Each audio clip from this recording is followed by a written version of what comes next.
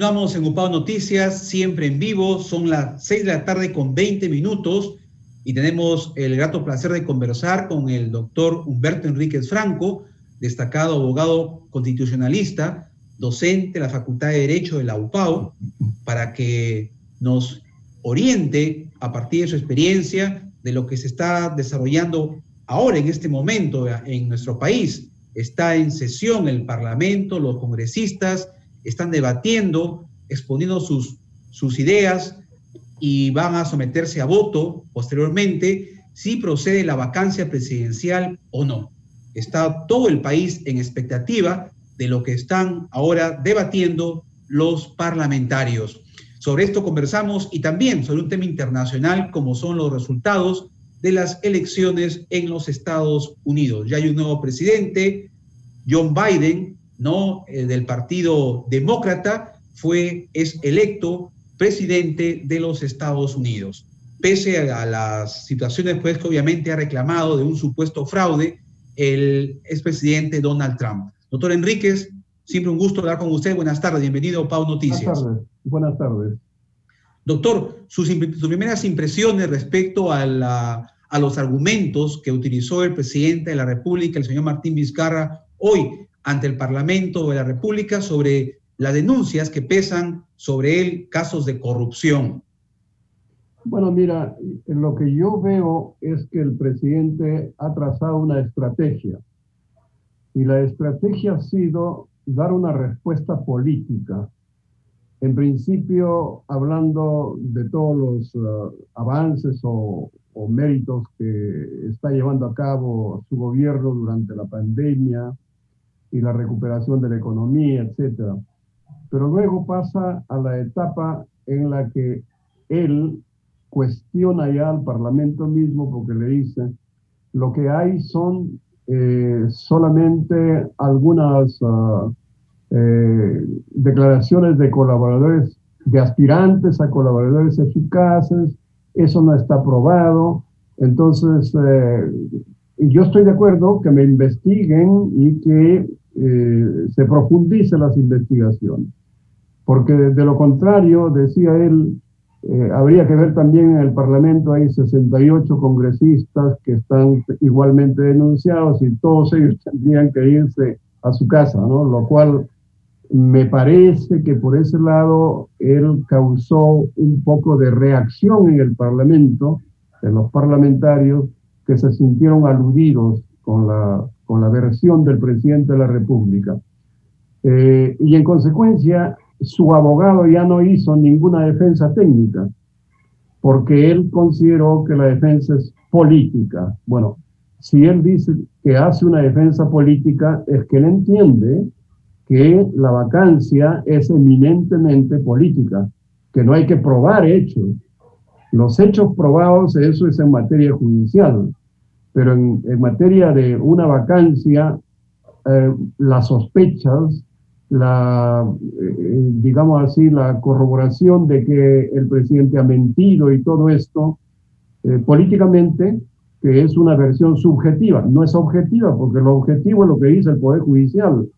Es claro. Una versión subjetiva, políticamente, en el sentido de que evidentemente no se puede continuar con un presidente que ha mentido al país y que le han sacado ya ciertas evidencias en los chats, etcétera, de que lo que decía él, yo no conocía a Camayo, yo no conocía al otro, el otro solo era un profesional que colaboraba conmigo, pero luego se ha demostrado que hay amistades muy cercanas, ¿no? Amistades muy peligrosas, ¿no? Correcto. Doctor, sabemos de que esta vacancia se da por incapacidad moral.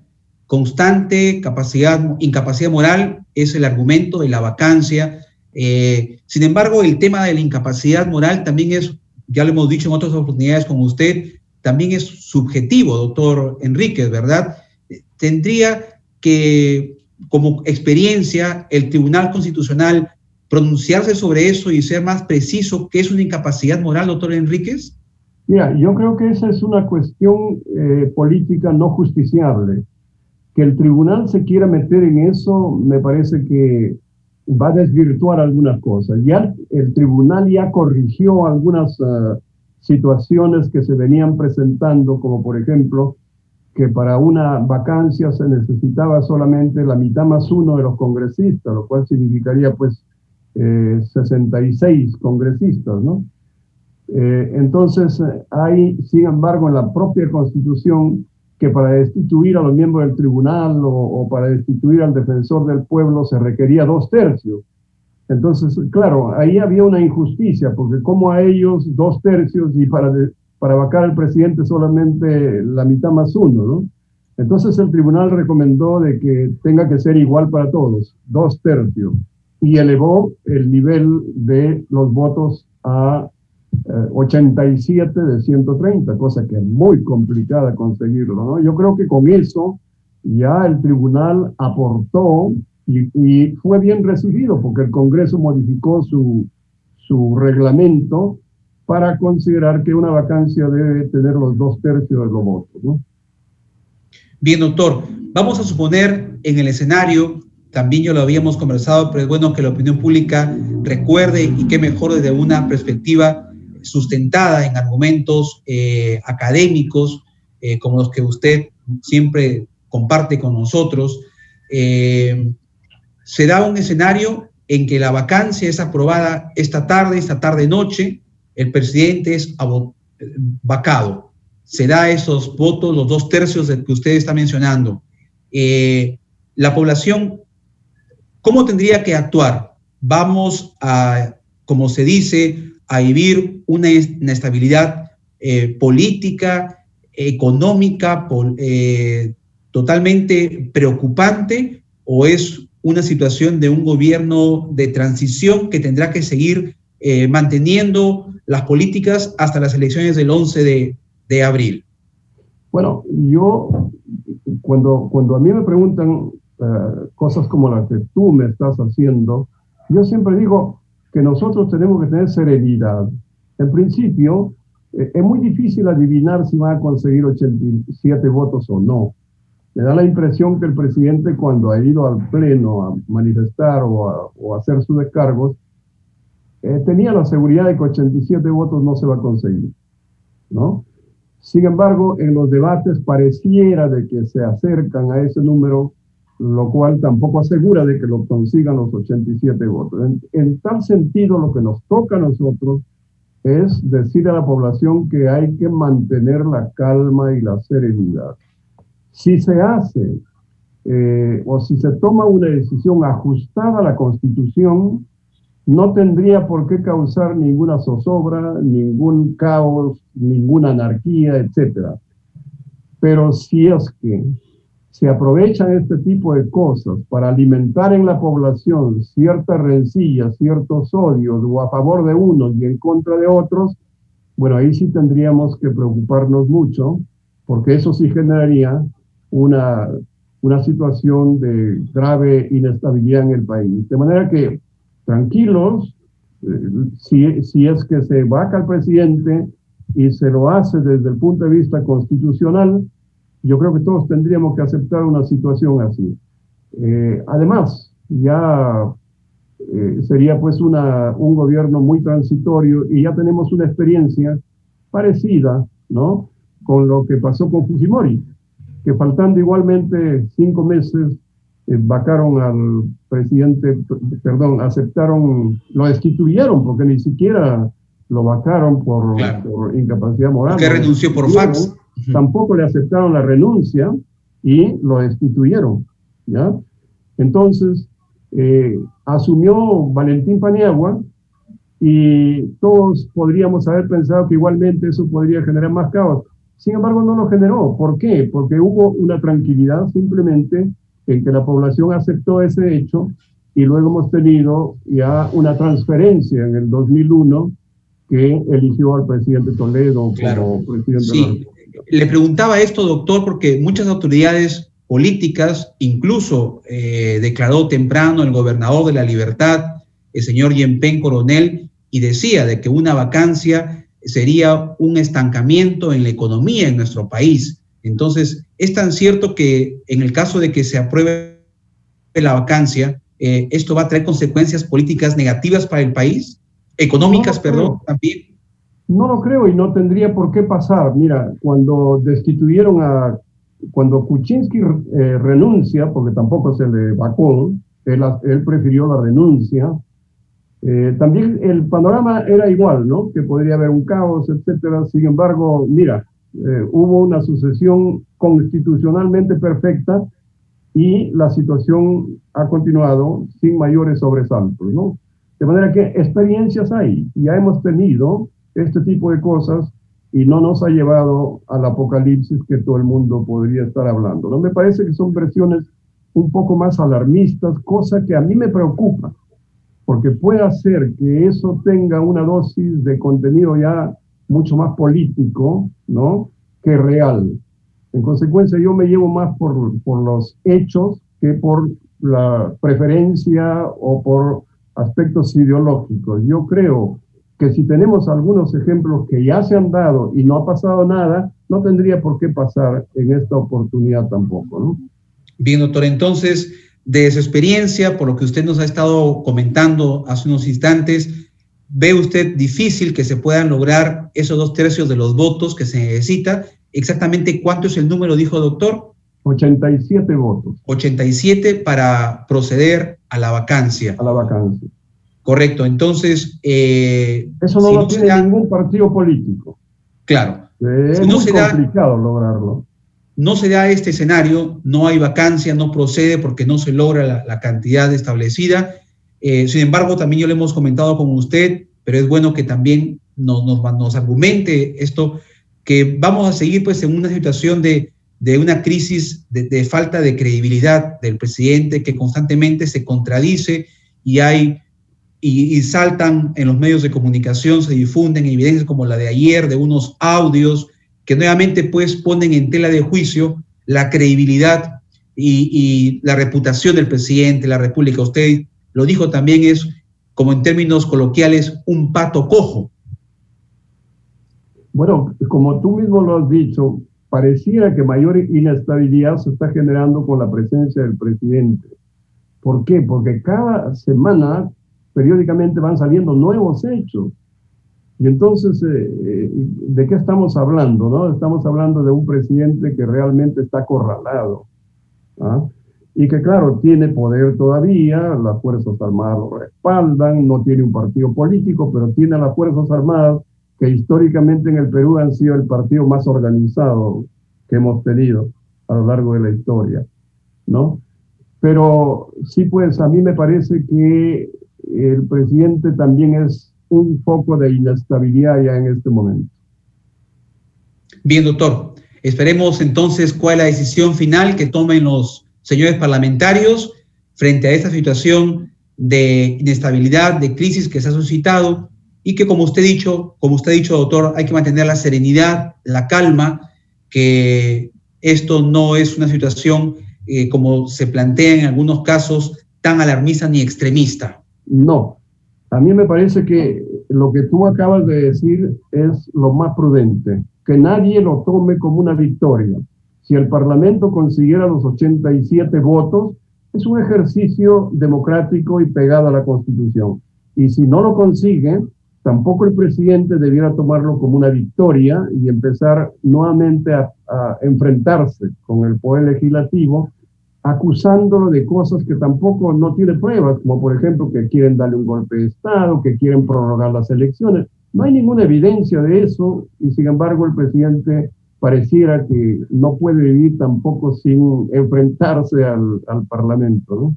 Correcto. Lo que queremos es de que el Perú sea el ganador esta noche, doctor. De eso se trata. Bien, muy amable doctor Enríquez Franco. Estuvimos conversando con el doctor Enríquez sobre esta situación, esta coyuntura política, esta crisis que atraviesa ahora el Perú en esta segunda vacancia a la que se expone el presidente Martín Vizcarra. Gracias, doctor. Buenas noches. Buenas noches. La segunda parte no la hiciste. Ah, doctor, perdón, me está olvidando. La emoción de hablar de esto. Tiene usted razón, gracias. Sí, cómo impacta el resultado del demócrata John Biden electo presidente de los Estados Unidos. Conversábamos el viernes con usted sobre justamente las diferencias de los demócratas y los republicanos. Y hoy Estados Unidos tiene ya un presidente demócrata como es el señor John Biden. ¿Cuál es su reflexión sobre esto, doctor Enríquez? Mira, como conversamos precisamente el día viernes, yo te decía lo siguiente, que por primera vez pareciera que hay un enfrentamiento ya desde dos perspectivas ideológicas, ¿no? Una es una perspectiva liberal y otro es más bien un populismo socializante, que es el que han tomado parte los demócratas, ¿no? Además de que el uno es más bien pro vida y el otro es más bien pro aborto, etc. En consecuencia, el establishment norteamericano, esto que yo te hablo siempre del deep state, el estado profundo, que es el que maneja todos los negocios en el mundo, nunca ha tenido una situación tan complicada como ahora, porque en el 2000, por ejemplo, se presenta una situación parecida cuando se presentan como candidatos Al Gore por los demócratas y George Bush por los republicanos. Y hubo una disputa por los votos de Florida que determinaban quién podía ser el presidente. Entonces Al Gore determinó llevar el caso del conteo de votos a la Corte de la Florida, en donde ellos tenían mayoría de los jueces. Y era lógico, entonces se le dieron el triunfo, no se contaron los votos que afectaban al partido demócrata y le dieron la victoria a Al Gore. Pero Bush tenía una carta bajo la mesa, porque decía él, a ver, entonces el caso que ha resuelto Florida lo vamos a llevar a la Corte Federal de los Estados Unidos, que es la última instancia, en donde tenía el Partido Republicano mayoría de los jueces. ¿Y en qué quedó? Que le devolvieron el triunfo a Bush y Bush ganó las elecciones y lógicamente Al Gore, que también formaba parte del establishment, ¿ok? Cualquiera de los dos hubiese sido normal que gane cualquiera de los dos. No era un enfrentamiento como el de ahora, en el que el presidente Trump se ha escapado de la mano y ya no forma parte de ese establishment y él quiere romper con todo eso. Entonces, Al Gore levantó el teléfono y le dijo, no me gusta cómo me has ganado, pero ya me ganaste, te felicito. Eso, porque ya aceptó. El establishment le decía, acepta la derrota, y aceptó. Pero ahora podrían haberle dicho a Trump, acepta tu derrota, y Trump ha dicho, no señor, yo voy a llevar esto a que se cuenten los votos y lo determine el Tribunal Federal de los Estados Unidos. Porque según esto han pasado cosas muy raras. Claro, esa es la perspectiva de Trump. Sin embargo, hay que tomar en cuenta que todas las encuestas habían previsto un triunfo muy largo a favor de Biden y lógicamente lo que han hecho, según mi forma de ver las cosas, es hacer lo que gane como que también hubiese dado respuesta a las mismas encuestas. Entonces, que el pueblo diga, ya ves, si las encuestas dijeron, entonces él ha ganado, etc. Sin embargo, se han presentado algunas cosas, como por ejemplo, en Wisconsin, el presidente Trump llevaba 140,000 votos de diferencia y llegaron después del cierre de los escrutinios en cajas, votos por correo, que fueron 160,000 votos y todos fueron para el presidente Biden, ni uno para el presidente Trump, y volteó las elecciones. Claro, entonces, se presta suspicacia esto, doctor, entonces. Hay cosas suspicaces y Trump no está aceptando que ya el presidente Biden sea el presidente. Claro, a él le han declarado quiénes, los medios de comunicación, las encuestadoras, etcétera, pero ese caso va a llegar a la Corte Federal de los Estados Unidos. Vamos a ver ahí cómo se resuelve esta situación. ¿Cuál es el desenlace final? Doctor, pero algo muy preciso y conciso, entonces, ¿cómo impacta esto en el Perú? que haya ganado, bueno, es ahora el electo presidente hasta el momento, ¿no es cierto?, el señor John Biden. ¿Eso cómo impacta en el Perú? A mí me parece que no es tanto el problema de quién podría ser mejor para los latinoamericanos. Yo creo que ni para Trump ni para John Biden América Latina es una preocupación. ¿Ok? Correcto. Entonces no lo veo desde ese punto de vista. Claro, sino que le preguntaba porque sabemos de que nuestro segundo socio comercial es, después de China, es Estados Unidos, ¿no es cierto? Entonces, en ese contexto, ¿usted cree que las relaciones internacionales, el libre comercio con los Estados Unidos, ahora con el nuevo presidente, se pueden consolidar, pueden mejorar? No, porque, mira, Trump ha respetado todos los tratados de libre comercio con el Perú. O sea, no nos afectaba en nada. Igualmente, correcto, creo que con el otro pasaría lo mismo. No creo que suceda nada que nos perjudique. Nada extraordinario. Con uno o con otro. Correcto. Bien, doctor. Muchísimas gracias nuevamente, doctor Enríquez. Estamos siempre atentos a sus comentarios, que son muy importantes y que permiten, pues, aclarar mucho más el panorama a la opinión pública a través de estos espacios de entrevista. Gracias, doctor. Buenas noches nuevamente. Yo te agradezco porque realmente lo que hacemos es esclarecer a la gente qué es lo que pasa. No estamos teñidos de sesgos ni ideológicos ni políticos. Así es, doctor. Esto totalmente independencia y transparencia desde esta tribuna. Y constitucional, ¿no? Muchísimas gracias. Así es, doctor. Gracias. Hasta luego, doctor. Vamos a ir a una pausa y venimos ya con la parte final de UPAO Noticias.